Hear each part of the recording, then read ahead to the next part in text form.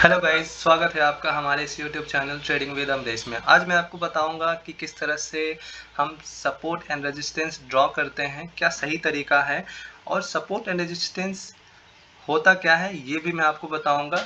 तो चलिए शुरू करते हैं। ये मैंने आपके सामने टाटा कंज्यूमर का चार्ट ओपन कर रखा है। 1 डे का यहाँ पे चार्ट है, यहाँ पे डेली का चार्ट मैंने यहाँ पे लगा रखा है। तो जो पहला स्टेप है, ओके, सपोर्ट एंड रेजिस्टेंस का ड्रॉ करने का, उसके पहले मैं आपको बता दूं, सपोर्ट मींस नाम से स्पष्ट है कि प्राइस अगर गिर रही है तो कहां से यू टर्न लेगी, कहां सपोर्ट लेगी, वो एरिया सपोर्ट एरिया बन जाता है। मतलब यू टर्न जरूरी है, रिवर्सल जरूरी है, चाहे सपोर्ट में हो चाहे रेजिस्टेंस में हो। सपोर्ट में यू टर्न ले रही है मतलब गिरती हुई मार्केट ने प्राइस को वापस से बाउंस करवा दिया। ओके, सो वहाँ पे प्राइस यू टर्न ली तो वो एरिया सपोर्ट एरिया बन जाएगा। ओके, और प्राइस कहाँ तक जा रही है और जाते ही प्राइस गिरना शुरू हो गई, यानी कि वहाँ से फिर यू टर्न ले लिया, प्राइस का मोमेंट चेंज हो गया।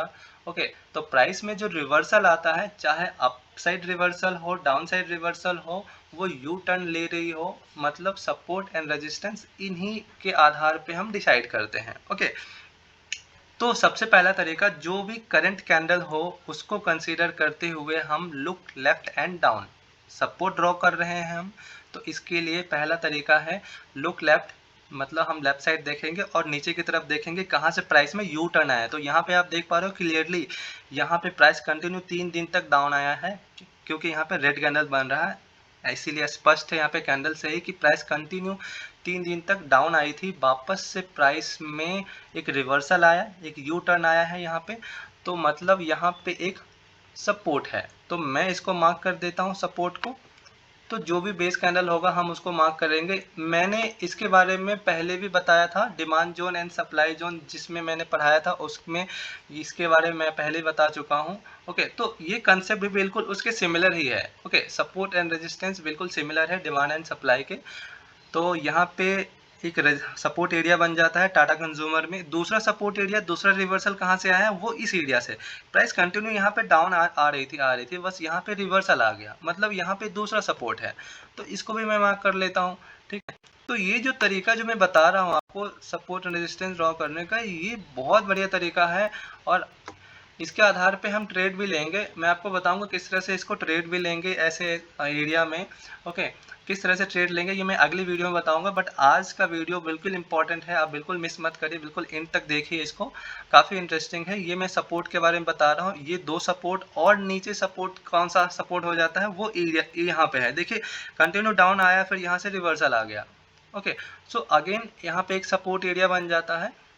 ठीक है, तो ये हमारा तीसरा सपोर्ट एरिया, मतलब अगर प्राइस नीचे आती भी है, मैं मान के चल रहा हूँ टाटा कंज्यूमर बिल्कुल आ रही है, बिल्कुल सेलिंग प्रेशर से, हाई सेलिंग प्रेशर से, इसको ब्रेक कर दे, इसको ब्रेक कर दिया, हर एक सपोर्ट पे वो रुकेगी, हर एक सपोर्ट पे रुकेगी, यहाँ पे आएगी यहाँ भी रुकेगी, यहाँ आएगा यहाँ भी रुकेगा, यहाँ अगर और नीचे आ जाता है तो यहाँ भी रुकेगा। मतलब जो सपोर्ट एरिया है वो वापस से उसको ऊपर जाने पे मजबूर करेगा। ओके, इसीलिए उसको सपोर्ट बोलते हैं। तो ये तो हो गया सपोर्ट एरिया। अब रेजिस्टेंस एरिया डिस्कस कर लेते हैं। ओके, तो रेजिस्टेंस एरिया के लिए मैंने अभी सपोर्ट के लिए मैंने क्या बताया, look left and down. Resistance area के लिए तरीका है लुक लेफ्ट एंड अप, यानी कि इस बार हमें ऊपर की तरफ देखना है, मतलब करंट कैंडल को कंसीडर करते हुए इसके ऊपर प्राइस इसके पहले कहां से डाउन आई थी वो हम देखेंगे।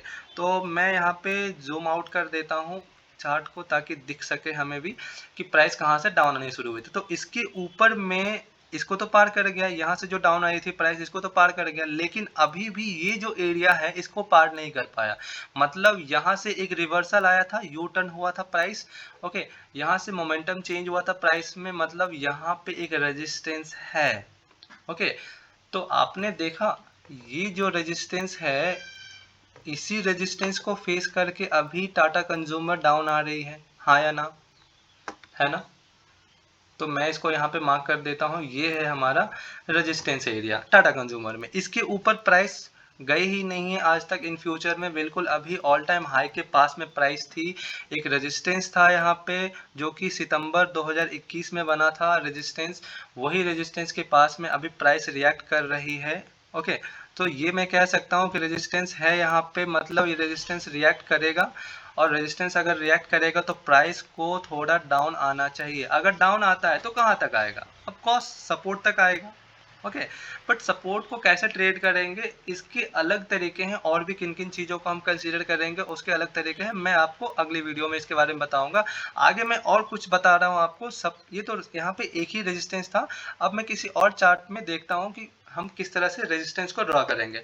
तो उसके लिए मैं कोई और कंपनी का चार्ट लगा लेता हूँ। यहाँ पे मैं एशियन पेंट्स का चार्ट लगाया हूँ। ओके, एशियन पेंट्स में मैंने कहा अगर रेजिस्टेंस ड्रॉ कर रहे हैं मतलब लुक लेफ्ट एंड अप, तो यहाँ ये कैंडल अभी करंट कैंडल है, इसके ऊपर में प्राइस कहाँ से रिवर्स हुआ था, वो ये एरिया है। देखिए कंटिन्यू प्राइस अप गई, यहाँ से वापस से डाउन होना शुरू हुआ, मतलब यहाँ पे एक रेजिस्टेंस है। तो मैं इसको मार्क कर देता हूँ। मार्क करने के लिए जो भी अपर बॉडी है, ओके, इन दोनों कैंडल में जो लोअर बॉडी है उसको लेते हुए वीक एरिया, पूरा वीक एरिया को कंसीडर करते हुए हम इस एरिया को मार्क करेंगे। ये हमारा रेजिस्टेंस एरिया और सप्लाई जोन दोनों भी कह लो इसको। ओके, ये हमारा रेजिस्टेंस एरिया और सप्लाई जोन, इस तरह से हम इसको मार्क करते हैं। ओके, नेम भी मैं यहाँ पे लिख देता हूँ, रेजिस्टेंस कम सप्लाई। Okay, resistance area. तो अभी अगर मैं बात करूँ, यहाँ पे मैंने चार्ट लगा रखा है एशियन पेंट्स का, रेजिस्टेंस है यहाँ पे। ओके,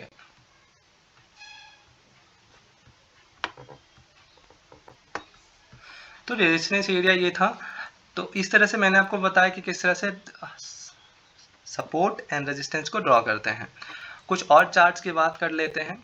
अभी ये JSW स्टील का चार्ट मैंने लगा रखा है। JSW स्टील में जैसा आपको भी जस्ट बताया था, रेजिस्टेंस का मतलब प्राइस वहाँ पे रुकेगी, रेजिस्ट करेगी।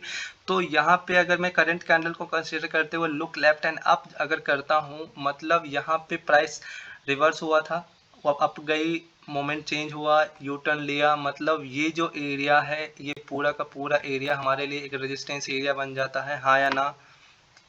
और इसी के रिएक्शन के वजह से अभी JSW स्टील थोड़ा डाउन आ रही है, यस और नो? यस। तो यहाँ पे एक रेजिस्टेंस एरिया बन जाता है। तो इस तरह से हम रेजिस्टेंस को मार्क करते हैं। ये एक इकलौता रेजिस्टेंस एरिया अभी यहाँ पे है। और भी कुछ चार्ट्स होंगे। मैं आपको आज के लिए ये चीज़ें जो बताया हूँ इसको आप रिवाइज करिए। और भी जो स्टॉक्स हैं, निफ्टी 50 के स्टॉक्स हैं, निफ्टी 500 के स्टॉक्स हैं, उसमें आप इसको मार्क करके खुद ही देखिए।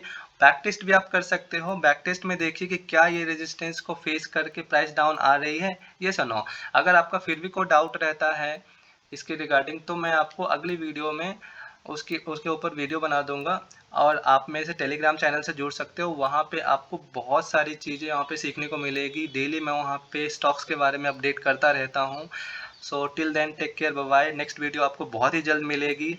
इस वीडियो का रिस्पॉन्स मैं आपसे जानना चाहूँगा, आपके लिए कैसा रहा, किस तरह से आपने इस चीज़ को समझा, सपोर्ट एंड रेजिस्टेंस को क्या आपको समझ में आया?